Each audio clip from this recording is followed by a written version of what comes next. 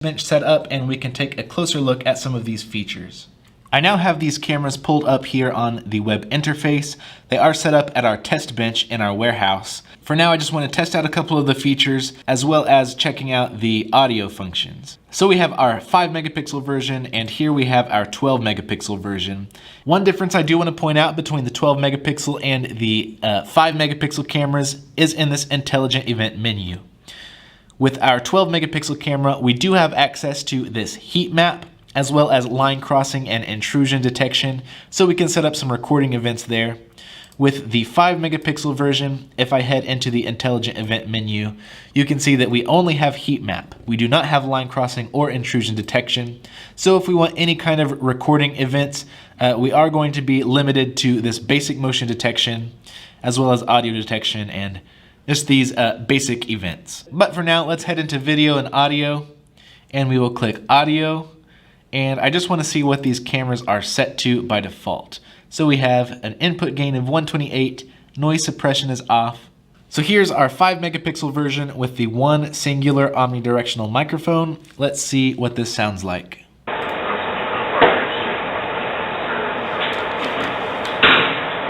Let's change some of these settings because that was pretty loud. I might want to turn this down to maybe 90 and turn on noise suppression. Let's head into our 12 megapixel camera and see what this sounds like. And again, this does have those 3 omnidirectional microphones instead of the one singular. But it's not nearly as harsh and loud of a sound. The background noise is not nearly as invasive. I might still want to turn on noise suppression just to see what that does to the audio. Manipulate this live view. First, we have the preview mode menu over here. As you can see, the original fisheye image is currently selected, but we can also change this to a 360-degree panoramic view. And as we do, we have the full panoramic view down here, and right here we have a de-warped version. And I can click in that window and drag around to change what part of the image I'm seeing. Or I can click on this little window down here and drag it to wherever on this panoramic view I want it to be focused. Finally, we have our various PTZ views. We have a 3 PTZ split view, a 4 PTZ, 6 PTZ, or 8 PTZ split view. And I can manipulate these PTZ views just like I could the panoramic view. I can click in there and drag wherever I want this image to be focused. Or I can click here on this window and drag it around the fisheye view. With this, I can also zoom in using my mouse wheel and zoom out. And as I do, you can see this window over here and our fisheye view gets bigger and smaller.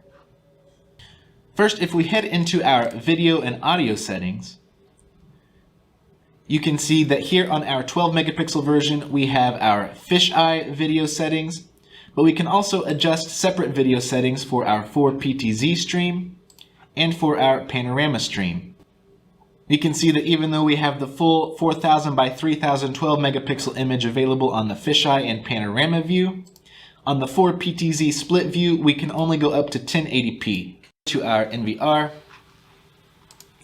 we can see that we now have these 4 channels, and these actually function as actual PTZs. So I can use the PTZ controls here on the screen or here on this side panel to move the camera around and get the exact configuration that I'm looking for.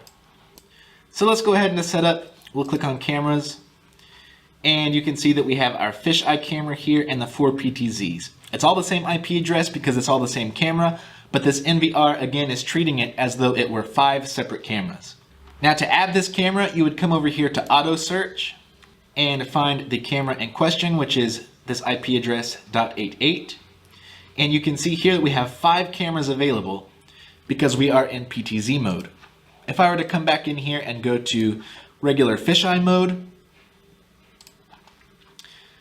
and click auto search, scroll down to .88, you can see that we now only have 1 camera available. Here we have our fisheye camera.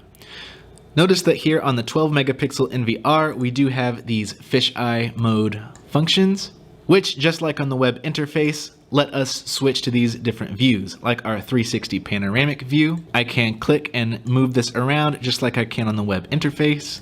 We also have our 180-degree panoramic view and our various PTZ preview modes. And again, we can have up to 8 different PTZ views. And I can click on this image here and drag them around.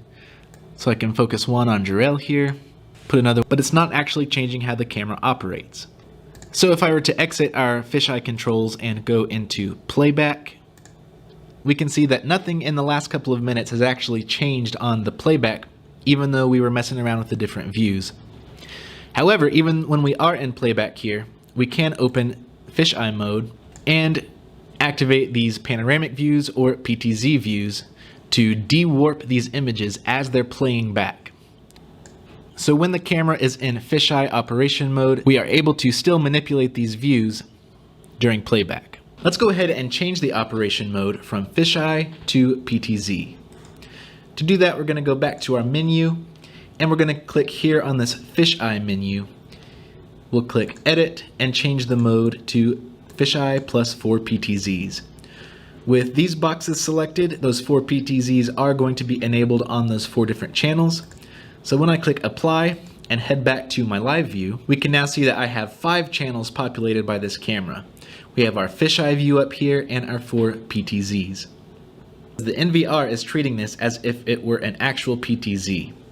So to move it, I can pan, I can tilt, and I can zoom, just like I could on a regular PTZ camera.